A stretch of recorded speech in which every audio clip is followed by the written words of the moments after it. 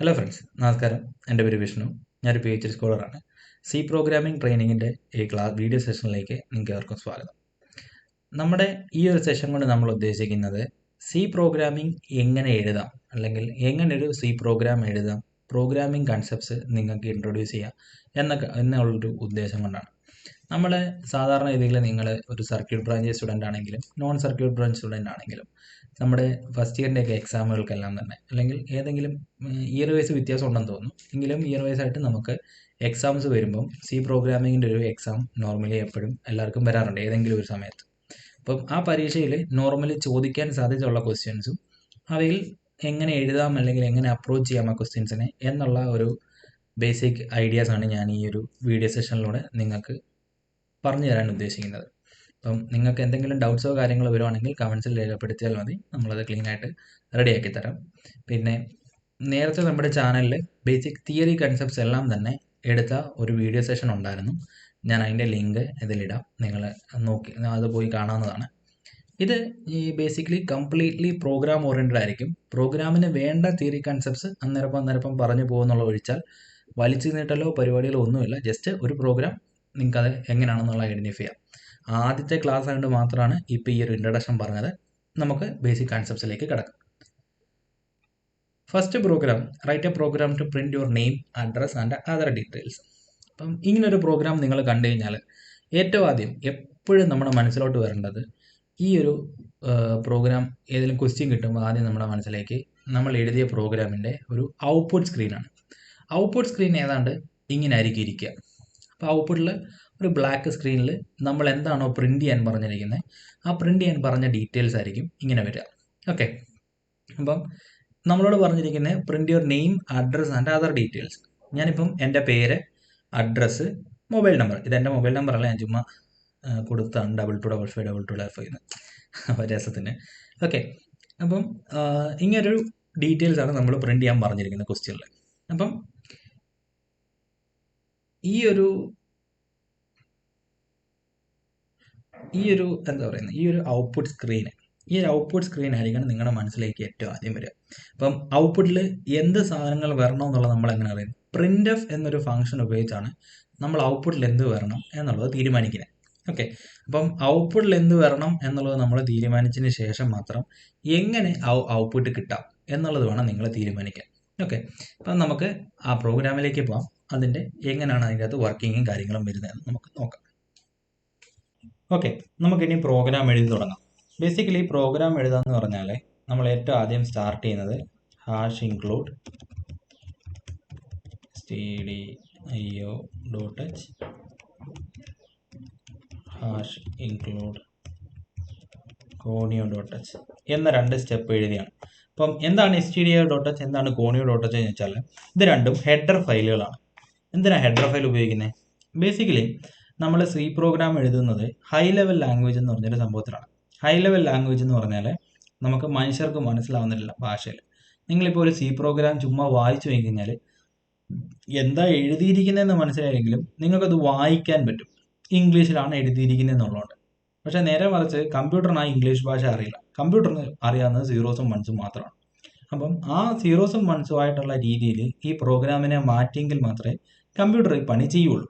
അപ്പം കമ്പ്യൂട്ടർ ആ പണി ചെയ്യണമെന്നുണ്ടെങ്കിൽ എന്താ ചെയ്യണം? നമ്മൾ ആരെങ്കിലും സഹായത്തോടെ ഇതിനെ ആ ഫോമിലേക്ക് മാറ്റണം. ആ മാറ്റാനുള്ള ഫോമിലേക്ക് ആക്കുന്ന ആളാണ് കമ്പൈലർ എന്ന് പറയുന്നത്. അപ്പോൾ ആ കമ്പൈലർ നമ്മളൊരു പ്രോഗ്രാം റൺ ചെയ്തു. അപ്പോൾ റൺ ചെയ്യുമ്പം ചില കീവേഡ്സ് എന്ന് പറഞ്ഞ സംഭവമുണ്ട്. കീവേഡ്സ് എന്ന് പറഞ്ഞു കഴിഞ്ഞാൽ words that specify special meaning to the language കമ്പൈലറാണ്. അപ്പോൾ ആ കമ്പൈലറിന് കുറച്ച് സ്പെഷ്യലായിട്ടുള്ള സാധനം, ഇതൊരു സ്പെഷ്യൽ സാധനമാണ് എന്ന് പറഞ്ഞു കൊടുക്കുന്നതാണ് കീവേഡ്സ്. അപ്പോൾ ആ കീവേഡ്സ് എന്താണെന്ന് ഡിഫൈൻ ചെയ്യുന്നത് ഈ ഹെഡർ ഫയലിലാണ്. അപ്പം stdio.h എന്ന് പറഞ്ഞാൽ സ്റ്റാൻഡേർഡ് ഇൻപുട്ട് ഔട്ട്പുട്ട് ഹെഡർ ഫയലുകളാണ്. അതായത് നോർമലായി നമ്മൾ ഇൻപുട്ട് റീഡ് ചെയ്യാനും ഔട്ട്പുട്ട് റൈറ്റ് ചെയ്യാനും ഉള്ള കുറച്ച് കീവേഡ്സ് ഉണ്ട്. ആ കീവേഡ്സിനെ എല്ലാം തന്നെ ഡിഫൈൻ ചെയ്ത് വെച്ചിരിക്കുന്നത് ഈ stdio.hലാണ്. അപ്പം ഈ stdio.hലെ കീവേഡ്സിനെ നമ്മൾ ബേസിക്കലി ഉപയോഗിക്കുന്നത് ഈ പറഞ്ഞ പോലെ ബേസിക്കായിട്ട് നമുക്ക് എന്തൊക്കെയാണോ വേണ്ടത് ആ സാധനങ്ങൾ ഇൻപുട്ടും ഔട്ട്പുട്ടും ചെയ്യുമ്പം ആ കാര്യങ്ങൾ ഇതിനകത്ത് ഇൻക്ലൂഡ് ചെയ്യാൻ വേണ്ടിയിട്ടാണ്. അപ്പം ഒരു പ്രിൻ്റ് എഫ് എന്ന് പറഞ്ഞൊരു ഫംഗ്ഷനാണ് ബേസിക്കലി നമ്മൾ ഔട്ട്പുട്ട് റൈറ്റ് ചെയ്യാൻ ഉപയോഗിക്കുന്നത്. അപ്പോൾ ആ പ്രിന്റ് ഓഫ് എന്താണ് എന്ന് കമ്പൈലറിന് stdio.h ഫംഗ്ഷൻ അത് ഇതിനകത്ത് പറഞ്ഞോളൂ. ആ കാര്യങ്ങളെല്ലാം ഈ പ്രോഗ്രാമിൽ ഈ ഹെഡർ ഫയൽ ഇൻക്ലൂഡ് ചെയ്യുമ്പം വന്നോളൂ ഓട്ടോമാറ്റിക്കലി. ഓക്കെ, നമുക്കിനി പ്രോഗ്രാമിലേക്ക് എടുക്കാം. നമുക്ക് ആദ്യം ഇൻറ്റു മെയിൻ. ഞാൻ ഇൻറ്റു മെയിൻ ഉപയോഗിക്കുന്നത് ബേസിക്കലി ഇതിനകത്ത് നമ്മൾ പൊതുവെ ഈ ഇൻറ്റു മെയിൻ ആണ് ഉപയോഗിക്കുന്നത്. ഇൻറ്റു മെയിൻ ഉപയോഗിക്കാം, അല്ലെങ്കിൽ നിങ്ങൾക്ക് വോയിഡ് മെയിൻ ഉപയോഗിക്കാം, നിങ്ങളുടെ ഇഷ്ടം. ഇത് ബേസിക്കലി ഞാൻ ഇപ്പോൾ ഉപയോഗിക്കുന്നതെന്ന് പറഞ്ഞാൽ ഒരു ഡേവ്സി എന്ന് പറയുന്നൊരു കമ്പൈലറാണ്, അല്ലെങ്കിൽ ഡേവ്സി എന്ന് പറഞ്ഞൊരു ആപ്ലിക്കേഷനാണ്. ഇതിൻ്റെ ലിങ്ക് ഞാൻ ഡിസ്ക്രിപ്ഷനിൽ ഇടാം. വളരെ എളുപ്പത്തിൽ നമുക്ക് ഡൗൺലോഡ് ചെയ്യാനും ഇൻസ്റ്റാൾ ചെയ്യാനെല്ലാം പറ്റുന്ന ഒരു കമ്പൈലറാണ് ഡേവ്സി എന്ന് പറയുന്നത്. ഇതിനകത്ത് C പ്രോഗ്രാമും C++ പ്രോഗ്രാമും നിങ്ങൾക്ക് റൺ ചെയ്യാം. ഓക്കെ, അപ്പം നമ്മൾ ആദ്യം വിഷ്ണു എന്നാണ് കൊടുക്കുന്നതെങ്കിൽ ഔട്ട്പുട്ടിൽ വിഷ്ണു എന്ന് പ്രിന്റ് ചെയ്ത് തരും. ഇപ്പം ഡബിൾ കോഡ്സിൽ ടോം ആൻഡ് ജെറി എന്ന് കൊടുത്തു കഴിഞ്ഞാൽ ആ ടോം ആൻഡ് ജെറി എന്നായിരിക്കും ആ ഔട്ട്പുട്ടിൽ പ്രിന്റ് ചെയ്ത് തരാം. അപ്പം ഡബിൾ കോഡ്സിൻ്റെ അകത്ത് നമ്മൾ എന്ത് കൊടുത്തോ അതായിരിക്കും പ്രിന്റ് ചെയ്ത് വരാം. ഓക്കെ, അപ്പം ഞാൻ കൊടുക്കുന്നത് നെയിം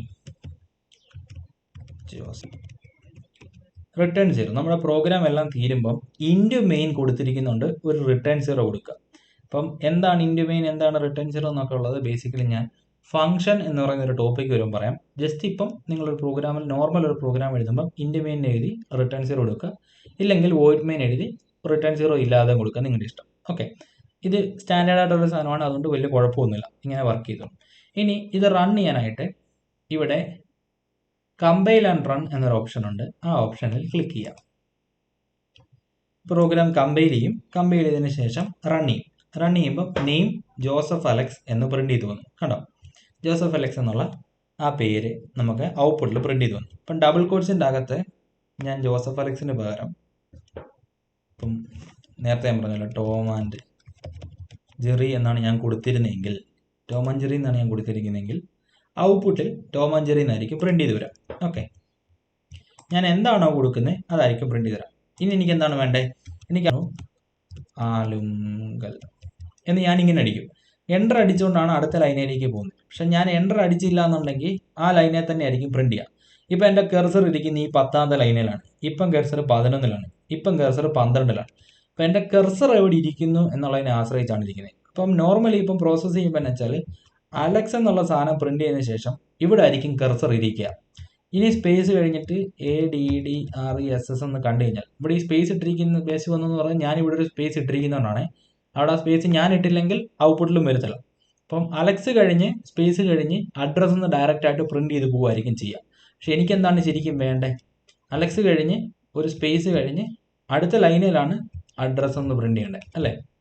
അപ്പം ഇങ്ങനെ പ്രിന്റ് ചെയ്യണമെങ്കിൽ ഞാൻ കമ്പ്യൂട്ടറിനോട് പറയണം, കമ്പ്യൂട്ടറെ അടുത്ത ലൈനിൽ വേണം പ്രിന്റ് ചെയ്യാൻ.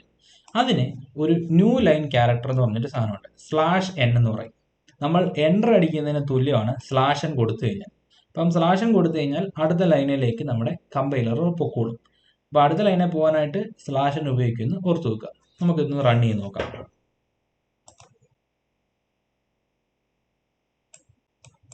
ഇതാ നെയിം ജോസഫ് അലക്സ്, അഡ്രസ് തേവള്ളിപ്പറമ്പിൽ നിന്നുള്ള അഡ്രസ്സ് കറക്റ്റായിട്ട് വന്നു അല്ലേ. ഇതാണ് ബേസിക്കലി നമുക്ക് പുതിയൊരു ലൈനയിൽ പ്രിന്റ് ചെയ്യാനുള്ള സാധനം. ഇനി നമുക്ക് ഒരാളുടെ കാര്യങ്ങൾ ഡീറ്റെയിൽസും കൂടെ എഴുതാം. നെയിം വേണ്ടേ, നെയിം. ഓക്കെ, ഇനി ഞാനിവിടെ ഒരു /n കൊടുത്തു, എന്നിട്ട്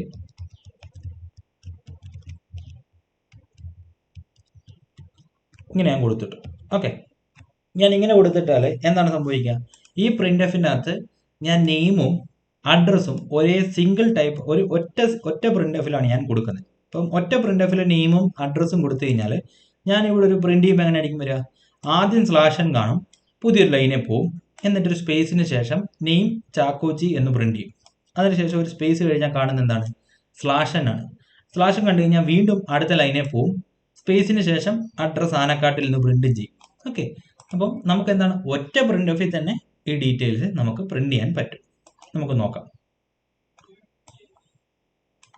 ഔട്ട്പുട്ട് എങ്ങനെയാണ് വന്നത്. Name Joseph Alex, address തേവള്ളിപ്പറമ്പിൽ, name Chackochi, address Anakkattil, details കറക്റ്റായിട്ട് പ്രിന്റ് ചെയ്ത് വന്നു.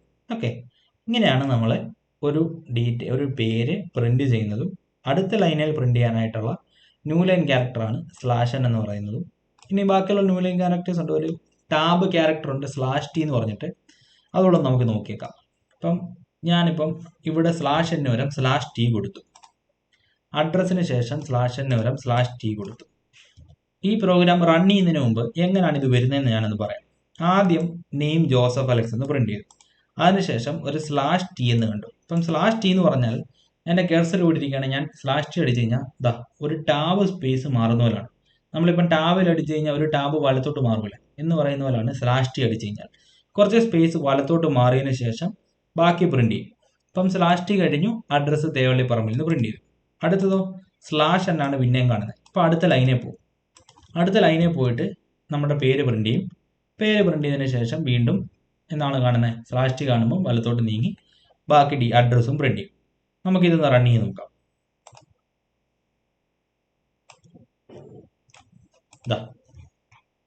നെയിം ജോസഫ് അലക്സ് എന്ന് വന്നു, /t കഴിഞ്ഞ് അഡ്രസ്സ് തേവള്ളിപ്പറമ്പിൽ നിന്ന് പ്രിന്റ് ചെയ്തു.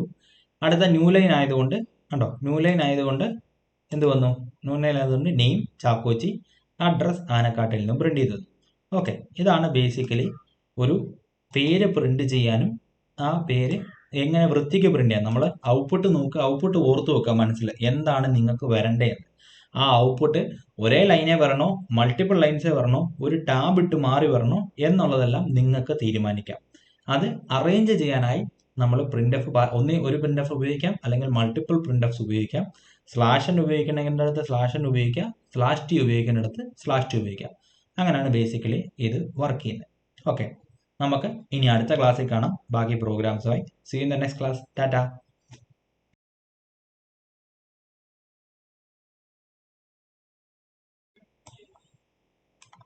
ഔട്ട്പുട്ട് എങ്ങനെയാണ് വന്നത്? Name Joseph Alex, address തേവള്ളിപ്പറമ്പിൽ, name Chackochi, address Anakkattil, details കറക്റ്റായിട്ട് പ്രിന്റ് ചെയ്ത് വന്നു. ഓക്കെ, ഇങ്ങനെയാണ് നമ്മൾ ഒരു പേര് പ്രിന്റ് ചെയ്യുന്നതും അടുത്ത ലൈനിൽ പ്രിന്റ് ചെയ്യാനായിട്ടുള്ള ന്യൂ ലൈൻ ക്യാരക്ടറാണ് /n എന്ന് പറയുന്നതും. ഇനി ബാക്കിയുള്ള ന്യൂ ലൈൻ ക്യാരക്ടേഴ്സ് ഉണ്ട്, ഒരു ടാബ് ക്യാരക്ടർ ഉണ്ട് /t എന്ന് പറഞ്ഞിട്ട്, അതുകൂടെ നമുക്ക് നോക്കിയേക്കാം. അപ്പം ഞാനിപ്പം ഇവിടെ /n വരം /t കൊടുത്തു, അഡ്രസ്സിന് ശേഷം /n വരം /t കൊടുത്തു.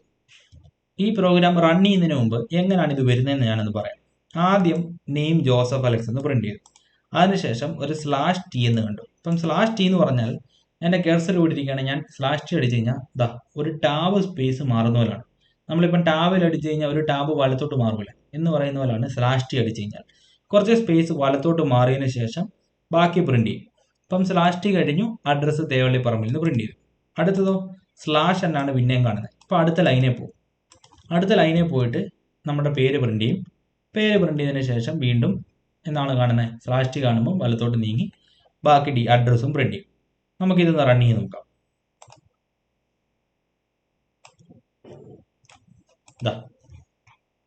നെയിം ജോസഫ് അലക്സ് എന്ന് വന്നു, /t കഴിഞ്ഞ് അഡ്രസ്സ് തേവള്ളിപ്പറമ്പിൽ നിന്ന് പ്രിന്റ് ചെയ്തു.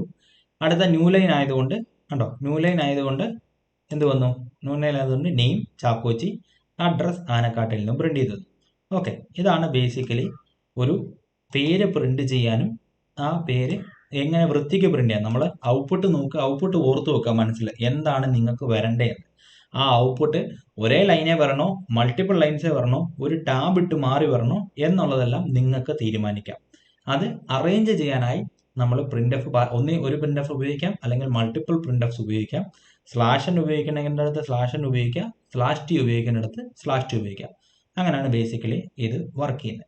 ഓക്കെ, നമുക്ക് ഇനി അടുത്ത ക്ലാസ്സിൽ കാണാം ബാക്കി പ്രോഗ്രാംസുമായി. See you in the next class. Tata.